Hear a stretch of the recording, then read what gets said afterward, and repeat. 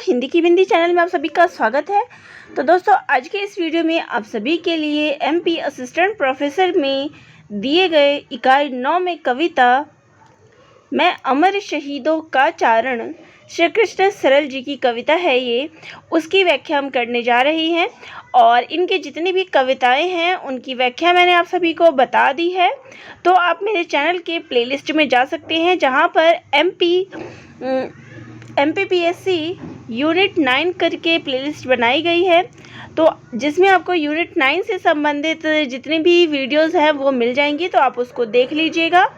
और आज हम श्री कृष्ण सरल जी की अंतिम कविता मैं अमर शहीदों का चारण, इसकी व्याख्या करेंगे। तो जैसे कि मैंने आप सभी को बताया था पिछली वीडियो में कि इनकी जितनी भी कविताएं हैं वो हमारे देश के जो देशभक्त हैं उनसे संबंधित है।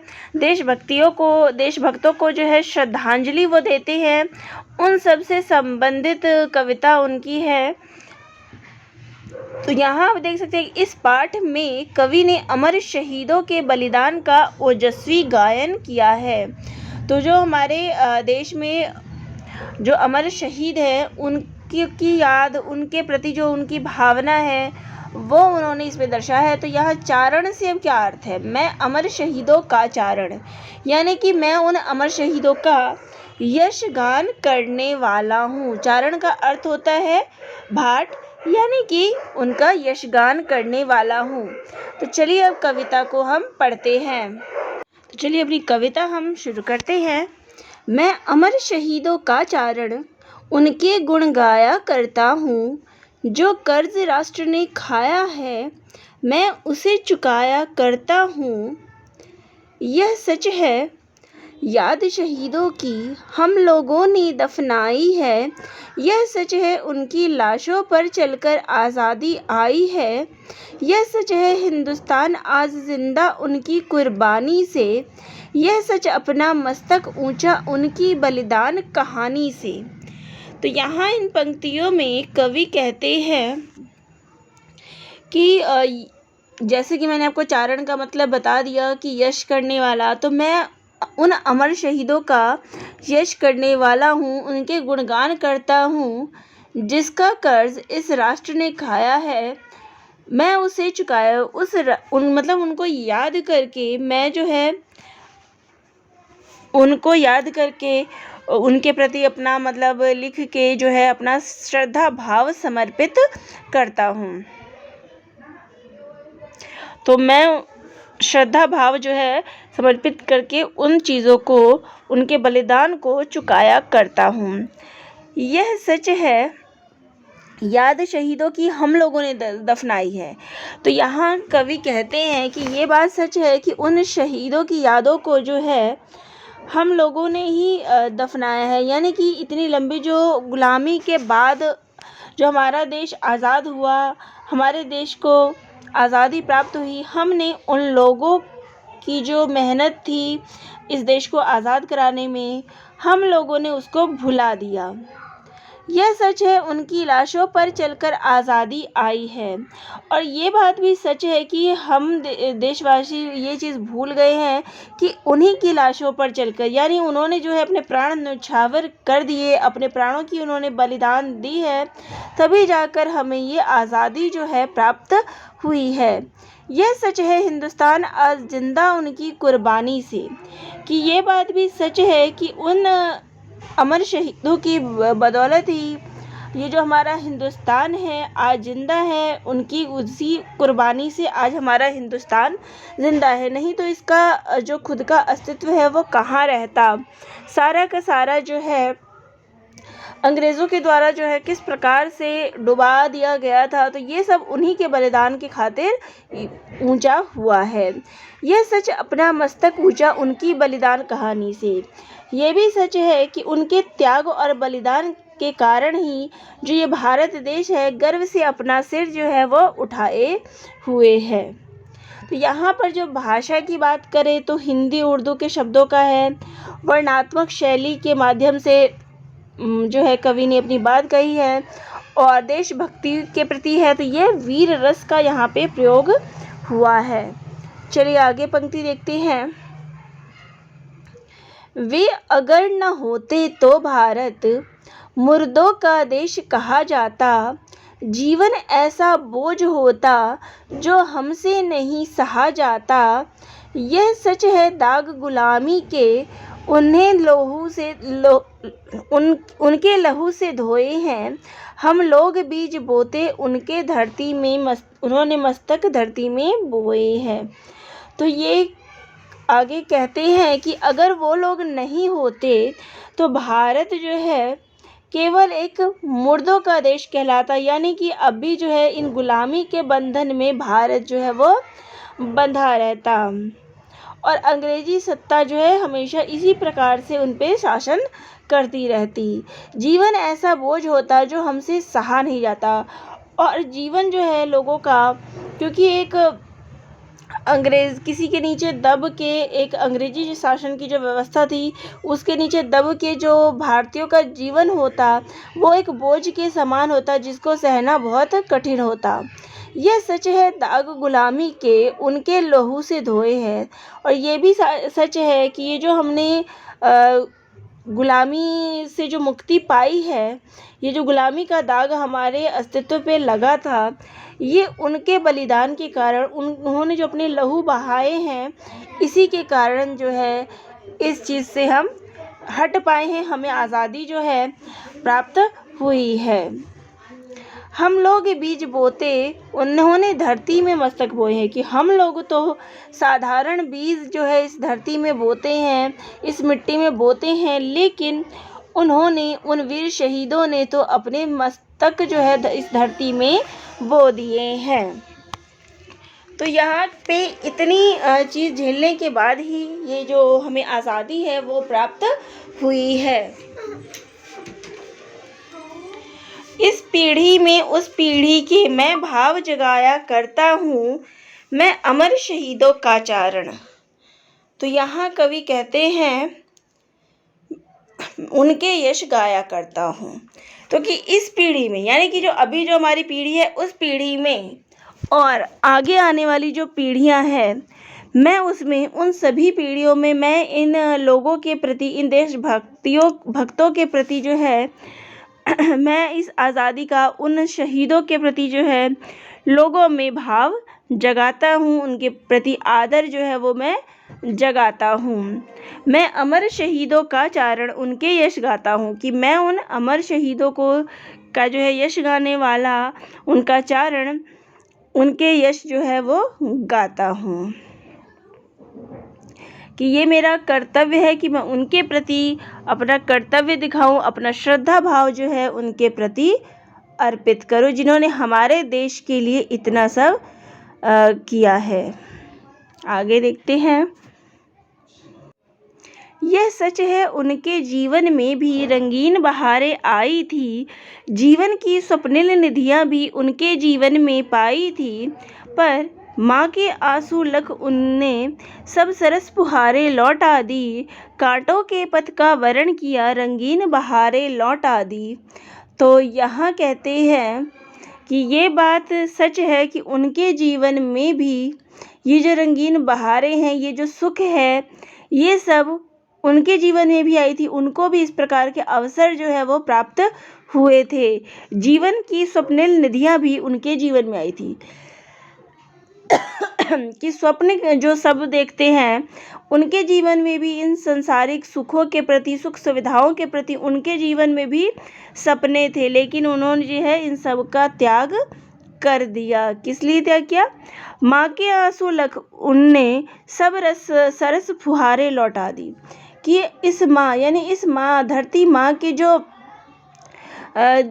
आंसू थे उनको देखकर, अपने जीवन में जो ये बहारें थी, फहारें जो उनके जीवन में फैली हुई थी, उन्होंने इस धरती माँ के आगे इन सब को हटा दिया, भुला दिया। उन्होंने जब अपनी धरती माँ को आंसू बहाते हुए देखा तो उन्होंने अपने जीवन के जितने ये फुहारें थी, खुशियाँ थी, इन सब को छोड़ दिया, अपना कांटों के पथ का वरण किया, रंगीन बहारें लौटा दी, कि उन्होंने अपने जीवन में जो है कांटे की पथ को अपना लिया और जो ये खुशी भरा जीवन था कि वो भी अच्छे से खा पी के रह सकते थे, तो उन्होंने इस चीज़ को छोड़ दिया। अपनी मातृभूमि की, अपने देश की रक्षा के लिए, अपने देश को आज़ाद कराने के लिए उन्होंने अपनी ये सारी सुख सुविधाएं जो है छोड़ दी। उनने धरती की सेवा के वादे न किए लंबे चौड़े, माँ के अर्चन हित फूल नहीं वे निज मस्तक लेकर दौड़े। कि उन्होंने जो है धरती की सेवा के लिए कोई किसी फूल या अर्चना के लिए उन्होंने जो है धरती की सेवा के लिए कोई लंबे चौड़े भाषण नहीं दिए, कोई बहुत सारे वादे नहीं किए जैसे लोग करते हैं, उन्होंने कोई वादे नहीं किए। माँ के अर्चन हित फूल नहीं, और ना ही इस मातृभूमि की पूजा अर्चना के लिए कोई फूल लेके आए, बल्कि अपना मस्तक ही लेकर वो इस धरती के लिए दौड़ पड़े। भारत का खून नहीं पतला, वे खून बहाकर दिखा गए। जग के इतिहासों में अपनी गौरव गाथाएं लिख गए। उन गाथाओं से सर्द खून को मैं गरमाया करता हूँ। मैं अमर शहीदों का चारण, उनके यश गाया करता हूँ। तो यहाँ कवि कहते हैं कि भारत का खून नहीं पतला, कि हम देशवासियों, हमारा देश जो है वो अमर शहीदों का देश है, और हमारे देश भारत का खून जो है पतला नहीं, यानी कि निरर्थक नहीं, बेकार नहीं है। वे खून बहाकर दिखा गए, और उन्होंने ये बात जो है सिद्ध कर दिया, दिखा दिया कि भारत का खून जो है वो बेकार नहीं है। जग के इतिहासों में अपना गौरव गाथाएं लिखा गए, कि उन्होंने जो है एक नया इतिहास, संसार में एक नया इतिहास जो है दिखा दिया। अपने अद्भुत वीरता और त्याग बलिदान से जो है हर ओर जो है उनकी चर्चाएं होती है, उनका नाम जो है हर ओर जो है गर्वपूर्वक लिया जाता है।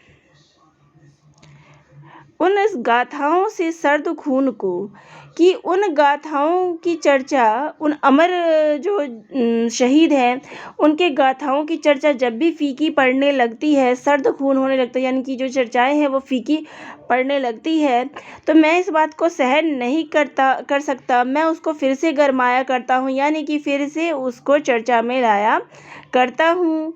तो मैं जो है इस अमर शहीदों का चारण हूँ, और इस प्रकार से मैं उनका हमेशा ही गुणगान करता हूँ। है अमर शहीदों की पूजा हर एक राष्ट्र की परंपरा, उनसे है माँ की कोख धन्य, उनको पाकर है धन्य धरा। सॉरी, गिरता है उनका रक्त जहाँ, वे ठौर तीर्थ कहलाते हैं। वे रक्त बीज अपने जैसों की नई फसल दे जाते हैं। तो यहाँ कहते हैं कि है अमर शहीदों की पूजा। इन अमर शहीदों की जो पूजा है वो हर व्यक्ति के लिए ज़रूरी है, इनको याद रखना हर व्यक्ति के लिए ज़रूरी है। हर एक राष्ट्र की परंपरा, हर राष्ट्र की ये अपनी परंपरा है कि वो अपने देश के जो ये महावीर हैं, शहीद हैं, उनको याद करे।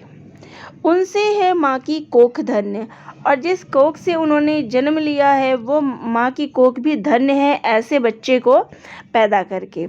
उनको पाकर है धन्य धरा, और उन जैसे वीर पुरुष को पाके ये धरती भी धन्य है। गिरता है उनका रक्त जहाँ, वे ठौर तीर्थ कहलाते हैं। और उनका रक्त जहाँ पर, उनका खून जहाँ पर गिरता है उन अमर शहीदों का, वे कोई साधारण जगह नहीं होते, वे तो तीर्थ कहलाते हैं। वे रक्त बीज अपने जैसों की नई फसल दे जाते हैं। और रक्त बीज क्या था कि जहाँ पे उसकी रक्त बीज का खून जहाँ गिरता था वहाँ एक नई उत्पत्ति, एक नया सृजन हो जाता था। तो ये जो अमर शहीद है ये भी रक्त बीज के समान है। ये नहीं कि उनका अंत हो गया तो बात वही ख़त्म हो गई, नहीं, वो अपने जैसे वीर शहीद जो है, अमर शहीद इस देश में और दे जाते हैं। तो अपने जैसों की नई फसल दे जाते हैं, अपने जैसे वे और शहीदों को इस धरती पे दे जाते हैं। चलिए आगे देखते हैं। इसलिए राष्ट्र कर्तव्य शहीदों का समुचित सम्मान करे, मस्तक देने वाले लोगों पर वह युगों युग अभिमान करे। होता है ऐसा नहीं जहाँ वह राष्ट्र नहीं टिक पाता है, आज़ादी खंडित हो जाती, सम्मान सभी बिक जाता है। यह धर्म कर्म यह मर्म सभी को मैं समझाया करता हूँ, मैं अमर शहीदों का चारण उनके यश गाया करता हूँ। तो आगे कवि कहते हैं कि इसलिए राष्ट्र का कर्तव्य है कि वो अपने इन शहीदों का समुचित सम्मान करे, इनकी इज्जत करे, कि जिन्होंने मस्तक देने वाले लोगों पर, कि इन्होंने जो है अपना मस्तक, जिन्होंने इस देश के लिए अपने प्राणों की आहुति दे दी, निछावर कर दी अपने प्राण, उनका ऐसे शहीदों पर वो युगों युग तक इन पर अभिमान करे कि हमारे देश में, हमारे राष्ट्र में ऐसे वीर शहीद जो है वो पैदा हुए हैं। होता है ऐसा नहीं जहाँ वह राष्ट्र नहीं टिक पाता है, और जहाँ पर इन शहीदों का सम्मान नहीं होता वह राष्ट्र जो है कभी टिक नहीं पाता। आज़ादी खंडित हो जाती, सम्मान सभी बिक जाता है, कि वहाँ पर जो है आज़ादी खंडित हो जाती है और उस देश का, राष्ट्र का सम्मान भी बिक जाता है। यह धर्म कर्म यह मर्म, कि ये जो धर्म कर्म की बातें हैं, ये मर्म जो ये बातें हैं, ये बातें मैं सभी को समझाया करता हूँ, क्योंकि मैं अमर शहीदों का चारण हूँ और उनके यश जो है हमेशा ही गाया करता हूँ। आगे कहते हैं कि पूजे ना शहीद गए तो फिर यह पंथ कौन अपनाएगा, तोपों के मुँह से कौन अकड़ अपनी छातियाँ अड़ाएगा, चूमेगा फंदे कौन, गोलियां कौन वक्ष पर खाएगा, अपने हाथों अपने मस्तक फिर आगे कौन बढ़ाएगा। तो कवि कहते हैं कि अगर इन शहीदों की पूजा नहीं की गई, इनको पूजा से तात्पर्य यहाँ ये नहीं है कि इनकी आरती पूजा की जाए, पूजा अर्चना की जाए, बल्कि इनको याद कर लिया जाए, वही बहुत है, इनका सम्मान वही है। कि अगर इन शहीदों की पूजा ना की जाए तो आगे फिर इनको कौन, इस पंथ को कौन अपनाएगा, यानी इन देश के प्रति जो इन्होंने जो रास्ता अपनाया था क्रांति का, देश को आज़ाद कराने का, देशभक्ति की जो इनके अंदर भावना थी, वो भावना फिर किसी के अंदर नहीं आएगी अगर इनको सम्मान नहीं दिया गया। तोपों के मुंह से कौन अकड़ अपनी छातियाँ अड़ाएगा, कि इन तोपों के आगे कौन खड़ा होकर अपनी छातियों पर जो है इनको तोपों की जो मार है वो खाएगा। चूमेगा फंदे कौन, गोलियां वक्ष पर खाएगा, कि इन फंदों को कौन चूमेगा, यानी फंदों, जो फांसी दी गई थी, यहाँ पे फंदे चूमने का जो मतलब है, देखिए शहीद भगत सिंह, सुखदेव, राजगुरु, इन सबको फांसी जो है दी गई थी, तो यहाँ वही बात की है, उनको याद नहीं करा जाएगा तो आगे जो देश में ऐसे वीर होंगे क्या वो यहाँ तक पहुँचेंगे, ये चीज़ें करेंगे? तो बिल्कुल नहीं। गोलियां कौन वक्ष पर खाएगा, कि अपनी छातियों पर गोलियां फिर कौन खाएगा, अपने हाथों अपने मस्तक फिर आगे कौन बढ़ाएगा, कि अपने हाथ पर अपना मस्तक जो है खुद की कुर्बानी देने फिर देश के प्रति कौन आएगा अगर इनको याद नहीं किया गया, इनको सम्मान नहीं दिया गया।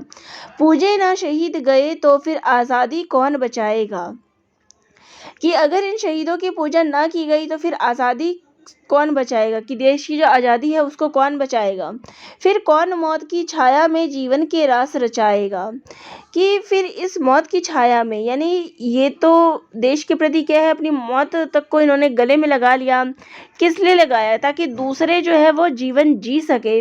तो इस प्रकार का जीवन जो है कि अब खुद के लिए मौत स्वीकार कर ली ताकि दूसरों को जीवन मिल सके, तो इस प्रकार का जो जीवन का जो रास है वो कौन रचाएगा।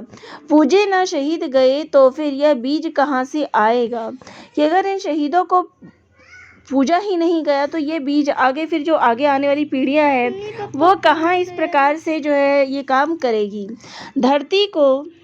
धरती को माँ कहकर मिट्टी माथे से कौन लगाएगा, कि धरती को जो है माँ कहकर, धरती को उन्होंने माँ का स्थान दिया और उस तिलक जो है अपने माथे पर जो है उस मिट्टी को लगाया, तो अब कौन ये काम करेगा अगर इनका सम्मान नहीं किया।